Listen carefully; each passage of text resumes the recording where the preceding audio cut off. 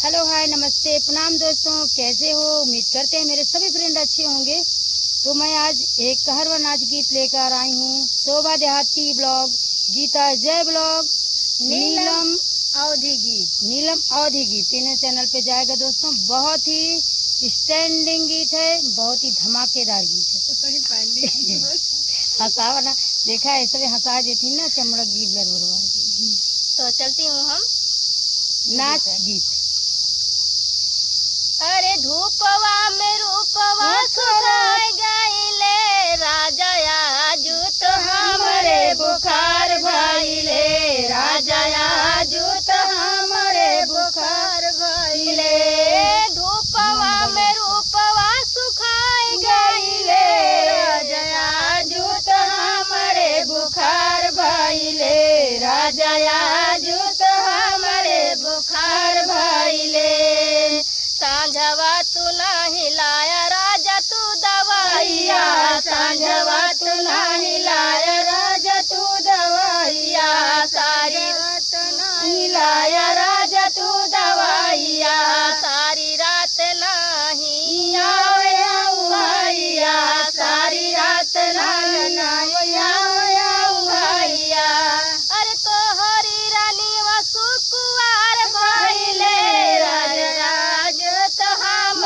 बुखार भइले, राजा आजू तो हमरे बुखार भइले। अरे तोहर रानिया सुकुवार भइले राजा आजू तो हमरे बुखार भइले, राजा आजू तो हमरे बुखार भइले। धूपवा में रूपवा सुखाई गईले, धूपवा में रूपवा सुखाई गईले राजा आजू तो हमरे बुखार भइले, राजा आजू तो हमरे बुखार भइले। सारा दिन माई माई कह के गोहराए, सारा दिन माई माई कह के गोहराए।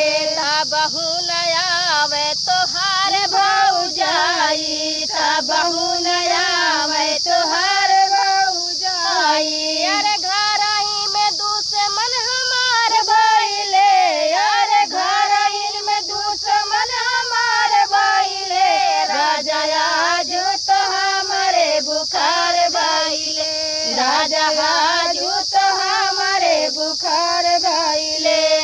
धूपवा में रूपवा सुखाई गईले, अरे धूपवा में रूपवा सुखाई गईले, राजा आजू तो हमरे बुखार भइले, राजा आजू तो हमरे बुखार भइले। सासू नदिया हमसे काम करवावे, सासू नदिया हमसे काम करवावे। दुखवा में गह हमरा न साथवा निभावे, दुखवा में हमारा न साथवा निभावे, दुखवा में हमारा न साथवा निभावे। अरे कैसे रही घर में बहुत कलेश काइले, राजा आजू तो हमरे बुखार भइले, राजा आजू तो हमरे बुखार भइले। धूपवा में रूपवा सुखाई गईले, अरे धूपवा में रूपवा सुखाई गईले, राजा आजू तो हमरे बुखार भइले, राजा आजू तो हमरे बुखार भइले। तो दोस्तों नेक्स्ट वीडियो में मिलेंगे। जय श्री कृष्णा, जय श्री राधे, जय चंडिका माई।